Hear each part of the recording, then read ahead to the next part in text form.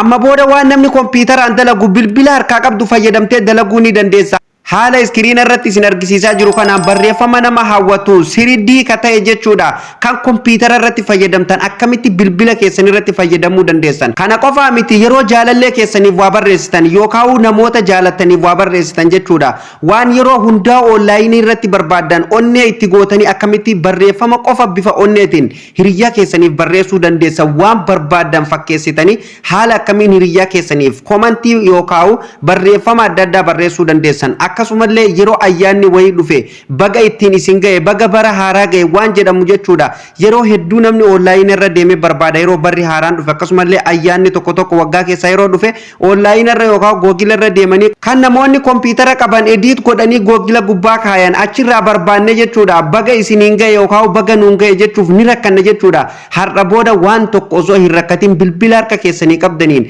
waan kompiitaraan dalagamu hundaayyuu dalaguu ni dandeessan. Keeboordii haala isin asirratti argitan kanaan jechuudha hordoftoota kiyya komantii ta'e hiriyyaa keessaniif waa barreessuu ta'e haala salphaa ta'een keeboordii haala nama hawwatu kanaan fayyadamuu ni dandeessu. Nagallee hin daganne akkam nagaa jirtu baga irra deebin gara chaanaala Oromaan dhuftan namoonni haaraa dhuftan yoo jiraatan subscribe gochuun maatii keenyatti dabalama. Akkasumallee gara peejii Facebookaatiin Oxygen Media Network follow godhuu hin dagatina amma kallattii mankara barumsaa isin dabarsan. Aappii tokko isin barbaachisa. Aappii kana eessaa akka buufattan viidiyoo gara booda irratti kan isinitti himu ta'a. Viidiyoo seeraan hordofaa isteeppii isaa jechuudha jalqabaa kaasee hanga dhumatti isinitti argisiisa haala itti fayyadama isaa jechuudha. Ani gadi buufadhee waan an qabuuf jechuudha gadi buusuun nan barbaachisu. Aappiin kan iskiriina irratti argitan kana emoji keyboard ka jedhu kana jechuudha yeroo tokkoof irratti cuqaasa jechuudha. Ani gadi buufadhee waan qabuuf haala kanaan naa dhufa jechuudha yeroo duraatiif hordoftoota kiyya yeroo duraaf keessa seentan jechuudha haala kanaan isiniif dhufaa jechuudha. Kanaafuu maal gootanii asirratti gadi buutanii switch to emoji and font keyboard ka jedhu kanarratti yeroo tokkoof kilik gootu. Sana booda haala kanaan fuula kana qabatee isinii dhufa. Yoo duraan keyboardii biraa fayyadamaa jiraatan jechuudha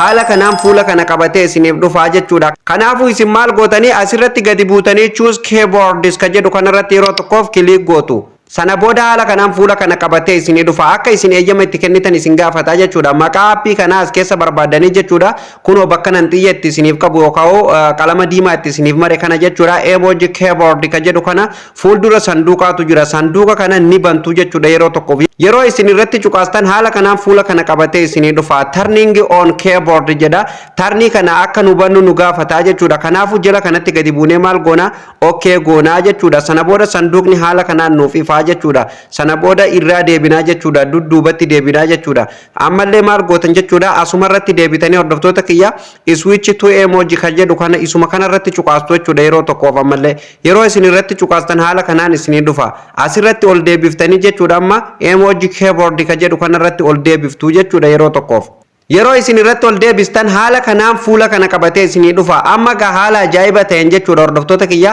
keessa seennee jirra jechuudha. Guutummaan guututtuu keessa seennee jirra jechuudha. Isin keessa gaa amma waan barbaadan hundaayyuu jechuudha duraan dursee jechuudha gadi buufattu jechuudha. Yeroo isin daawulood gootan jechuudha yeroo tokko daawulood gootanii sana boodan ufumaan fuula bilbila keessan irratti isiniif baya isin kan barbaadan keessaa maratattanii fayyadamuu dandeessu jechuudha hordoftoota kiyya. Fakkeenyaaf ani amma kanin filadhu isinillee filannoo keessan isintu beekaa jechuudha garuu hundarraa bareedan jechuudha 3D kana otoo gadi buufatanii baay'ee isin fayyadaa jechuudha hordoftoota kiyya. Sababnis barreeffama haala adda ta'een jechuudha haala nama hawwatuun jechuudha maaliin barreessite hanga namni isin jedhu takka hundaa'u kasi geessisu jechuudha. Keessaafuu namoonni sooshaal miidiyaa adda addaa hojjetan otoo waan kana fayyadamanii baay'ee gaariidha jechuudha. Maaliif barreeffamni isaa baay'ee nama harkisa jechuudha baay'ee nama harkisa. Spellingiin qubee isaa baay'ee ofitti nama hawwataa jechuudha. Kanaafuu akkamitti akka fuula iskiriina irratti deebifatuu dandeenyuun isin argisiisaa jechuudha. Anama fakkeenyaaf isa kana yoo gadi buufatuu barbaade fuula bilbila irratti itti fayyadamuu barbaade 3D ka jedhu kana yeroo tokkoof irratti kilik godhaa jechuudha. Yeroo irratti kilik godhee haala kanaan fuula kana qabatee naaf dhufaa jechuudha hordoftoota kiyya. Amma fuula bilbila irratti naaf hin deebine jechuudha ammallee jechuudha. Kanaafuu maal gootan daawulood bakka jettu tana cuqaastanii daawulood gootuu jechuudha. Daawulood goona kun haala kanaan dhibba ga'ee jira jechuudha hordoftoota kiyya. Yeroo dhibba ga'ee haala kanaan fuula kana qabatee isinii dhufa. Asirratti waliigaltee akka mallatteessitan isin gaafata fuula bilbila keessan irratti jechuudha hordoftoota kiyya kun egaa seera isaati kanaafuu isin asirratti gadi buutanii jechuudha agree and continue ka jedhu kana cuqaastanii gara fuulduraa deemtu jechuudha yeroo isin cuqaastan haala kanaan jechuudha amma bilbila fuula bilbila irratti haala kanaan akka mul'atu natti argisiisaa jira jechuudha hordoftoota kiyya fuula bilbila irratti amma haala kanaan natti mul'ata jechuudha ammallee kana dhiiftaniituma of duuba deebitanii kan bira ammallee gadi buufattu jechuudha kan barbaadan hundaa'u itti maqaqayyaratan jechuudha takka as keessa gadi daawunlood godhannaan jechuudha appii kana keessatti feetan deebitanii deebuu baattanii waan tokko waan isin rakkisuun qabu jechuudha fuuluma bilbila keessanirraan itti qayyarrattu jechuudha kanaafuu mee ammallee tokko gadiin buusa ammallee isuma kanaan gadi buusa mee hordoftoota kiyya yeroo tokkoof irratti cuqaasnaa jechuudha isa kanallee gadi buusuuf jechuudha fuula bilbila irratti godhatuuf kanaafuu eega haala kanaan nu dhufe maal goona jechuudha daawunlood bakka jedhu kana cuqaasneeti daawunlood goonaa jechuudha hordoftoota kiyya sirritti hordofaan amma daawunlood ta'aa jira jechuudha haala isin argitan kanani download ta'e dhumatee jechuudha kun haala isin argitan kanaan apply godhii isin jedha yoo barbaadan isin apply bakka jedhu tana cuqaastanii apply gootanii jechuudha fuula bilbila keessan irratti akka isiniif ba'u sana booda kun haala kanaan jechuudha fuula bilbila kiyya irratti haala kanaan naabbaye jechuudha WhatsApp yoo nama barreessuu barbaadan illee waan barbaadan haala kanaan jechuudha nama barreessitu jechuudha fakkeenyaaf barreeffama kana itti qayyarrattu yoo barbaadan fuula bilbila irra jira amma fakkeenyaaf WhatsApp irratti osoo nama barreessaa jiru barreeffamni kun yoo naa ta'u baatee irraa qayyarratu barbaade bakkuma kanan cuqaasa jechuudha yeroo tokkoof mallattoo sanirra nan cuqaasa sana booda asirratti foonti bakka jettu tana inni cuqaafnaa jechuudha sana booda kun kan barbaadan akkeessa waan barbaadan barreeffama addaatu as keessa jira akkeessa inni filattu jechuudha fakkeenyaaf hundarraa bareedan 3D ka ta'e isa kana otoo filatanii baay'ee bareeda jechuudha hordoftoota kiyya TN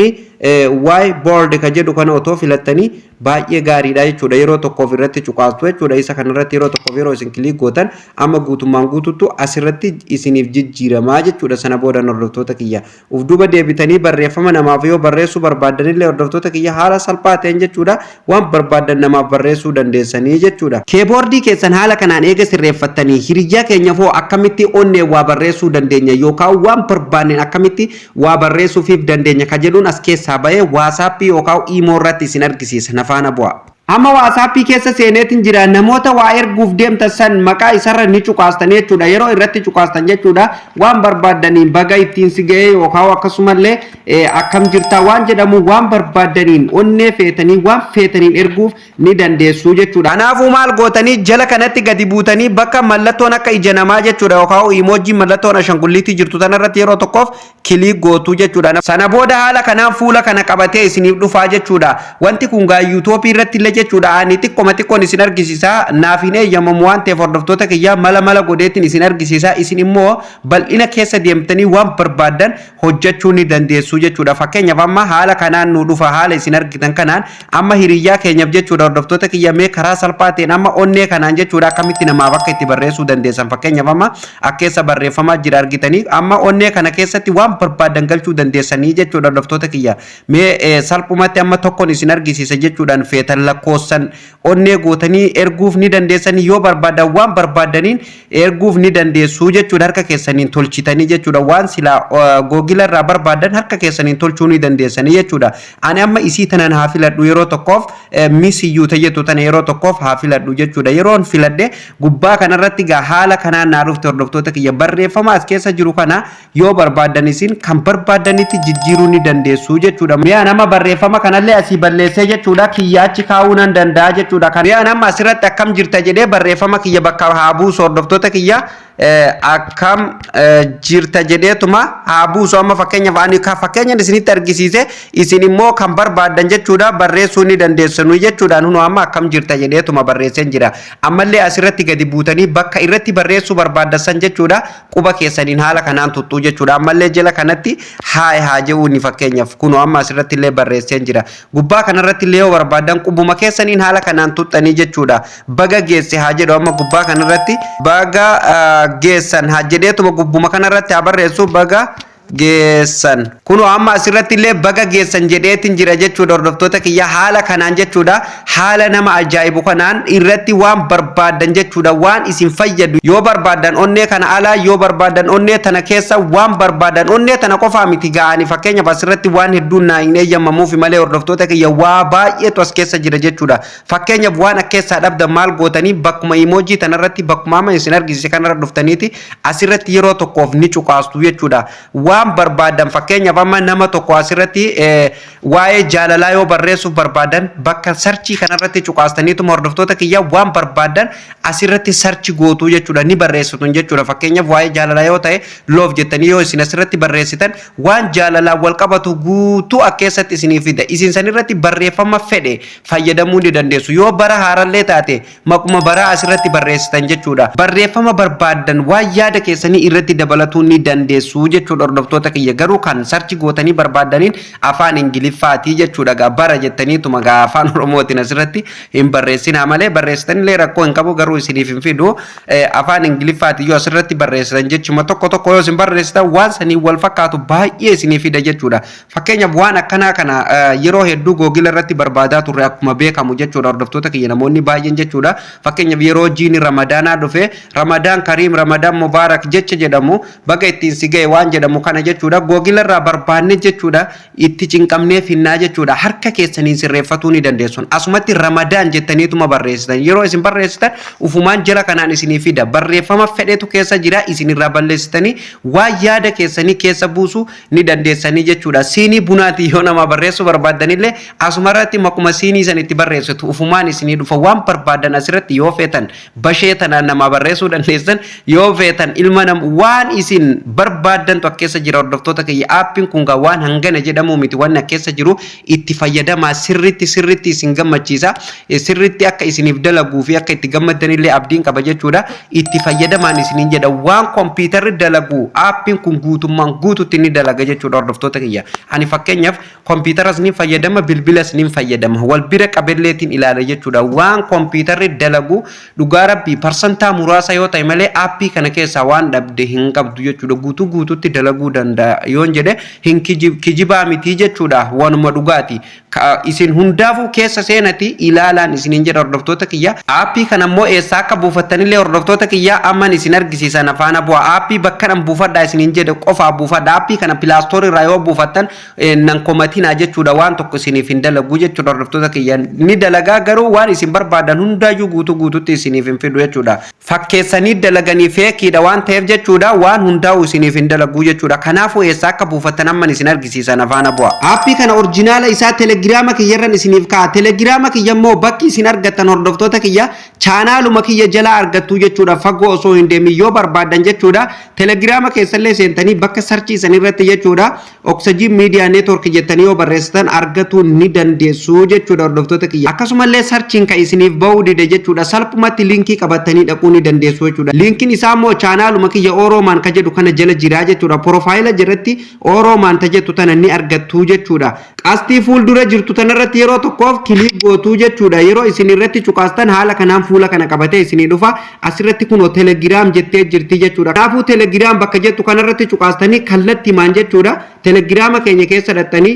telegiraama keenya irraa buufatuu ni dandeessanii jechuudha namoonni tokko telegiraamni kee nama hin geessuu jettan ufii keessaniif dura telegiraama keessan banadhaa jechuudha hordoftoota kiyya yoo isin bilbila irraa telegiraama qabaatuu baattan jechuudha telegiraama kiyyallee isin hin seensisuu jechuudha kanaafuu telegiraama banatuutu isin irratti dirqamaa jechuudha telegiraama duraan dursee bilbila keessan irratti banatuu qabda sana booda jechuudha kallatti maal linkiin isin geessa jechuudha ani akka nama hundaa'u linkiin achi geessutti asirra isiniif kaa'e waan ta'eef kuni nama hundaa'u ni geessa linkiin kanaafuu duraan dursee jechuudha telegiraama bilbila keessan irratti banadhaan isiniin jedha hordoftoota kiyya maarree viidiyoon irra isiniif qabadee dhufellee jalqabaa kaafnee kan hanga ammatti waliin ilaalaa turre kana akka isin gammachiisuuf akka warra baratanillee abdii qaba hordoftoota kiyya kanaafuu isinillee viidiyoo kana ilaaltanii eega xumurtanii chaanaala oroomaan sabiskiraayib gochuun maatii keenyatti dabalamaa namoonni haaraa dhuftan yoo jiraatan akkasumallee viidiyoon dabalataa nama hunda dura ofii isaatiin akka isin dhaqqabuuf mallattoo notifiikeeshin irra kaa'u hin dagatinaan isiniin jedha hordoftoota kiyya bakka isiniif hin galin komentii jalatti naaf barreessaa viidiyoon keenya yoo isin gammachiise laayik tuquu hin dagatinaan isiniin jedha